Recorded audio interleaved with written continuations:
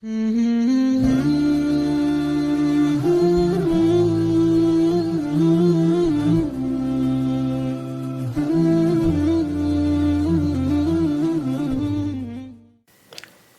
alaikum and welcome back to the Fabricated Azadari rituals. In our opening manifesto, we established the unshakable foundation for this investigation. Mourning the tragedy of Imam Hussain is an absolute non-negotiable obligation. Today we must strip away centuries of cultural conditioning and confront the very core of why Karbala happened. For centuries, the event of Karbala has been projected completely wrong by both Shias and Sunnis. If you read secular records or rely on traditional Sunni historical framing, you will be told that Karbala was a battle, a military engagement between opposing political forces. This is a fundamental distortion. Karbala was not a battle. Imam Hussain did not raise an army or mobilize a camp for a military offensive. What happened on those desert plains was an act of self-defense.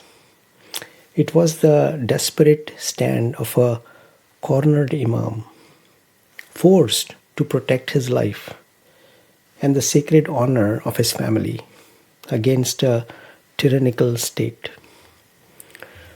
Conversely, if you listen to popular speakers on Shia pulpits today, you will hear a highly politicized narrative.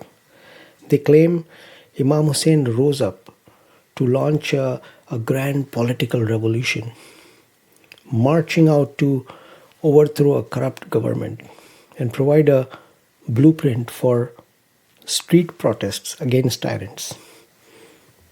This activist framework fuels the loud processions and justifies modern political rallies under the guise of religion. But when we bypass the emotional rhetoric and look strictly at the authentic hadith corpus of the Ahlul Bayt, we discover a startling reality. Whether framed as a military battle by Sunnis or a political revolution by Shias, these frameworks are both absolute myths. They have zero textual support in the words of our Imams. And today we uncover this hidden reality.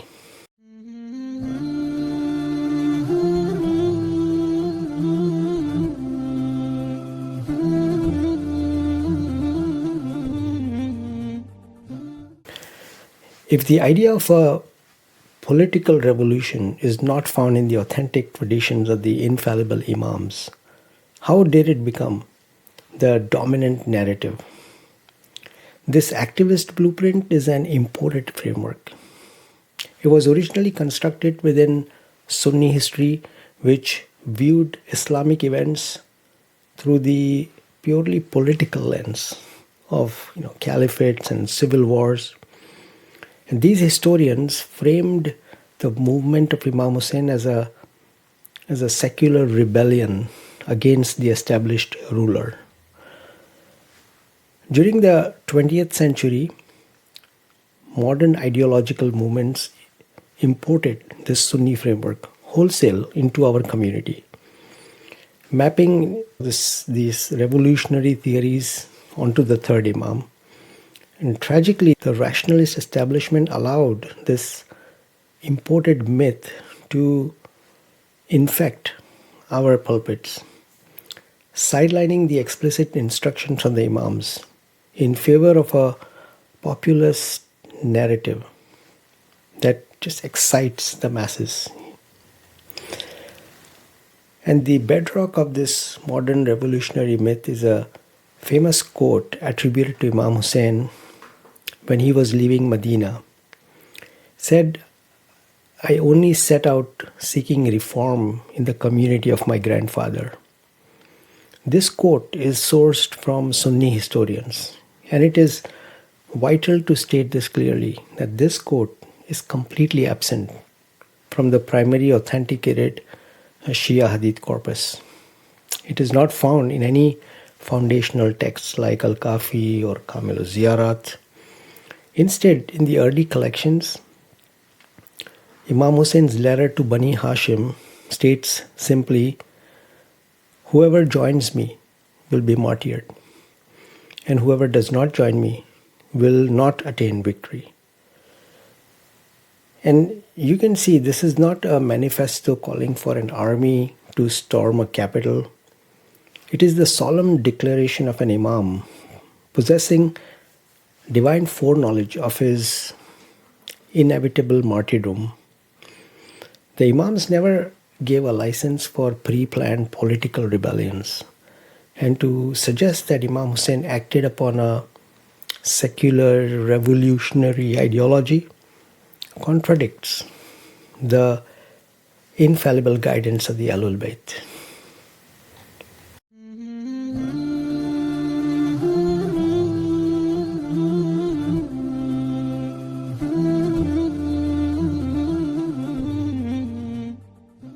So why do traditional Sunni historians insist on framing Imam Hussain as a political rebel?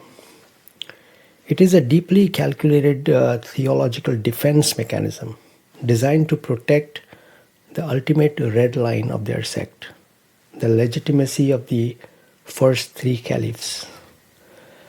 Their scholars argue that if Abu Bakr, Umar and Uthman were truly usurpers who corrupted the religion, then Imam Ali would have surely launched an armed political uprising against them, just as Imam Hussain supposedly launched a revolution against Yazid. And because Imam Ali did not raise an army against the architects of Saqifah, they argue that his silence serves as a tacit endorsement of the first three caliphs. So by reducing Imam Hussein's divine sacrifice to a political uprising, they create a false metric for how an infallible imam must act, using this myth to retroactively legitimize Saqifah. When we rely purely on the authentic Shia Hadith corpus, this apologetic trap completely disintegrates. Imam Hussain did not launch a political protest.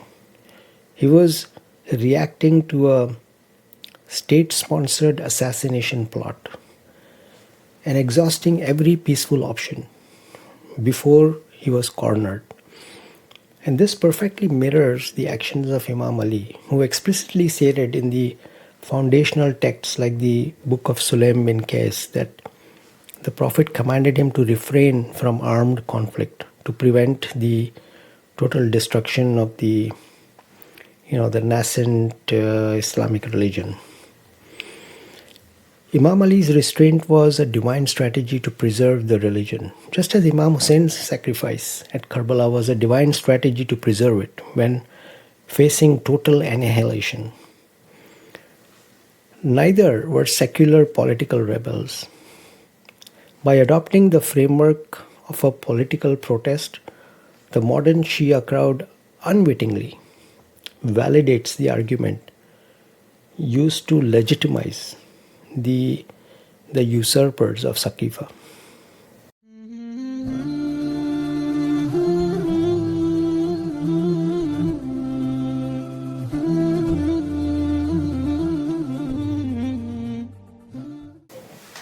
If Imam Hussain did not march out to start a revolution, what was actually happening? The classical texts paint a harrowing reality. Imam Hussain was an infallible imam being hunted. And Karbala was the culmination of a premeditated, state-sponsored assassination plot. Before Muawiyah died, he left explicit instructions for Yazid to eliminate Hussain immediately upon assuming power. This ruthless mandate was driven by ancient, vicious tribal blood vengeance. The Banu Umayya harbored a bitter grudge over the deaths of their pagan tribal chieftains that was cut down by the legendary sword of Imam Ali at the Battle of Badr. When the holy severed head of Imam Hussain was placed before Yazid, the tyrant did not recite a political speech about suppressing a rebellion. He explicitly recited poetry, singing about his ancestors at Badr and declaring that he had finally balanced the score.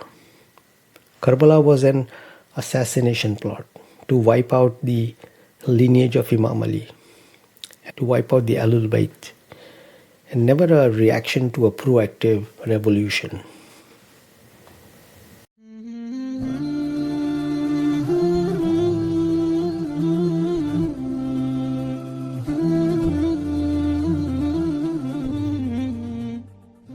A naive question is often raised. If the Imam just wanted to protect his family and avoid massacre, why didn't he simply give the pledge of allegiance to Yazid and save his own life?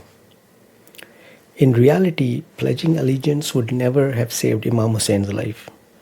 It would have only resulted in the absolute destruction of Islam. Imam Hussain knew the Umayyad playbook. He watched his older brother Imam Hassan engage in a formal peace treaty with Muawiyah to prevent bloodshed. Did that secure his life? No. Once Muawiyah extracted the political leverage, he cowardly assassinated Imam Hassan using poison. Imam Hussain explicitly stated, and it's mentioned in texts like Al-Irshad, he said, "By Allah, they will not leave me alone until they extract this beating heart from my chest." His assassination was a non-negotiable state mandate.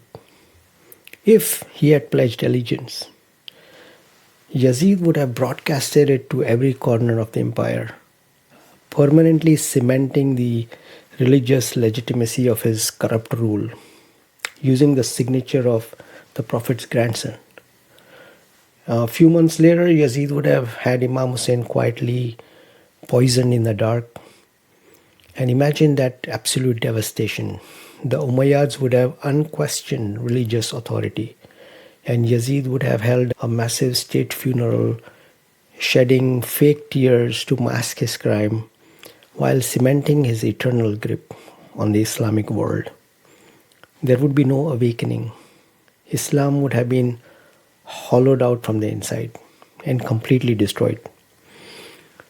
Imam Hussain refused the allegiance because his physical death was a certainty, and because in Al-Kafi, for example, he established the absolute red line. A man like me does not give allegiance to a man like him. By refusing the pledge and forcing the state to slaughter him openly in the burning sun, he denied them their fake tears and their covert assassination, forcing the tyrants to expose their monstrous faces to the world.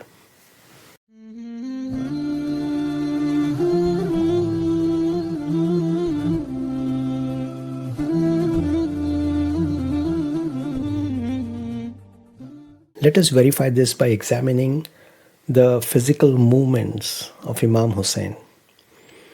If he wanted a revolution, he would have gathered an army in his home city or launched an aggressive campaign. Instead, he engaged in deliberate, dignified, tactical relocations to find sanctuary.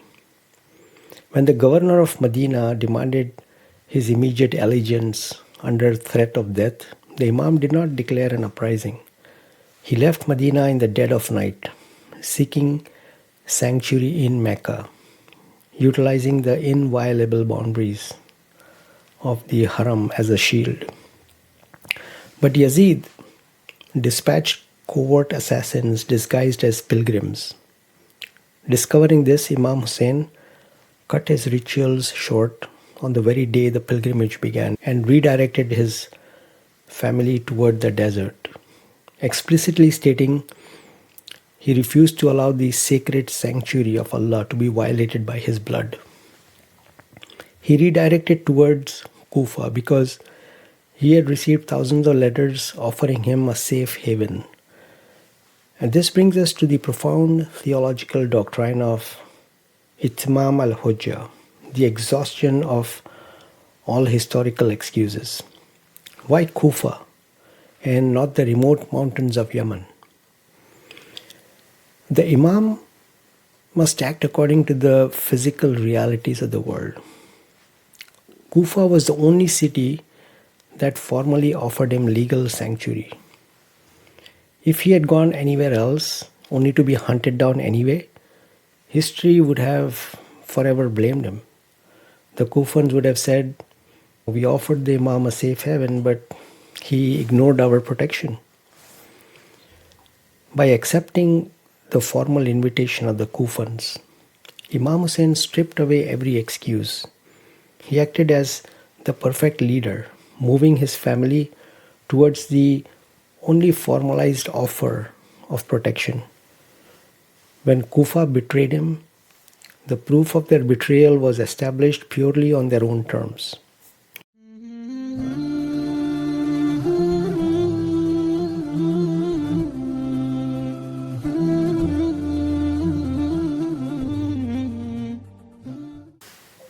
The final devastating blow to the revolutionary myth occurs right before the massacre. If Imam Hussain was on a planned mission to overthrow the regime, he would have forced a military confrontation. But according to reliable historical texts, when his caravan was intercepted by the Umayyad vanguard led by al-Hujjah, the Imam explicitly offered to abort his journey. He ordered his companions to bring out the saddlebags full of the Kufan letters. He dropped them before the opposing army and declared clearly, O people, if you dislike my presence and have changed from what your letters stated, I will return from you to the place from where I came.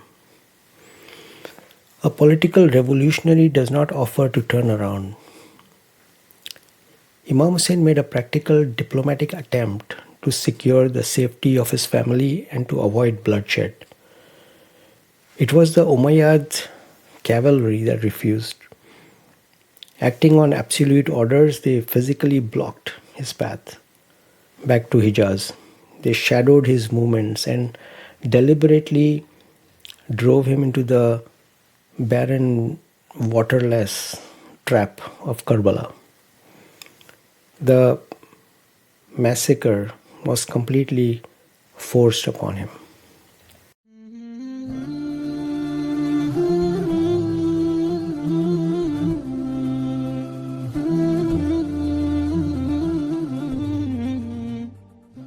Now, if Karbala was meant to be, let's say, a political revolution, then we are forced to admit that it failed. The Umayyad dynasty did not fall after Ashura. They maintained a brutal grip on the empire for decades. So what exactly did his sacrifice achieve?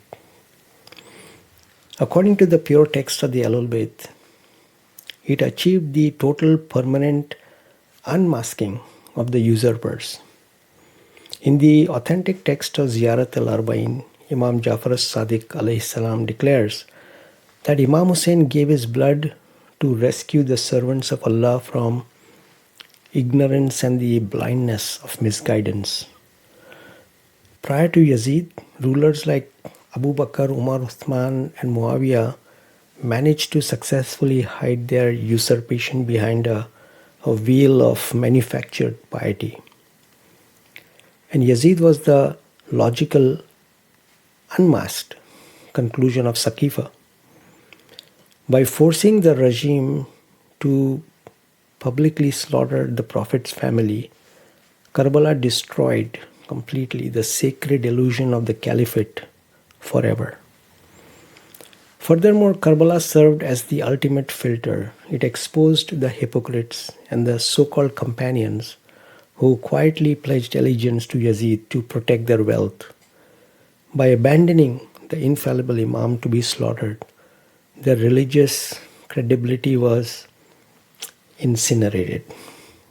This forever drew the impenetrable line between truth and falsehood.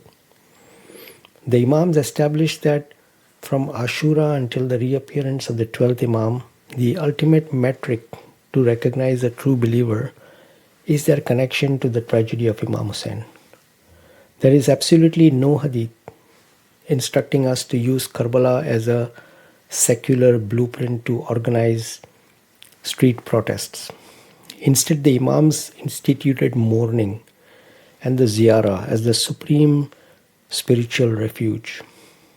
Crying for Hussein is the defining mark of the believer, an act of supreme worship that guarantees forgiveness and guarantees entry into paradise. It is the divine mechanism for our salvation. It is not a political tool for public agitation.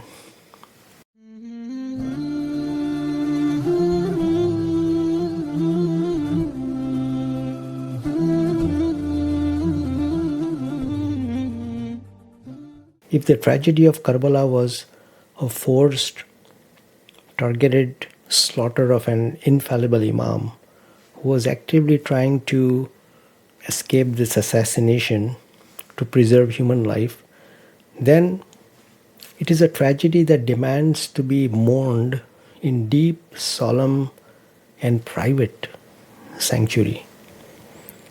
It was never a political blueprint for public agitation or a secular license for disruptive street demonstrations. When modern organizations transform Azadari into a highly visible public political rally under secular slogans, they commit a profound betrayal. They discard the historical reality. They throw away the protective strategy commanded by the Imams and adopt an activist model that invites hostile scrutiny and endangers the vulnerable Shia populations across the world.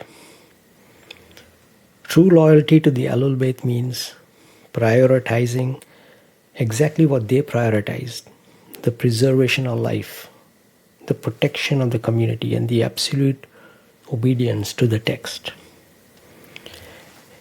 In our next episode, we will look at the exact domestic blueprint left by the subsequent Imams and uncover the true Sunnah of the curtained room. So look at the text, think independently, and stay strictly true to the words of the Imams. Ma'as salam.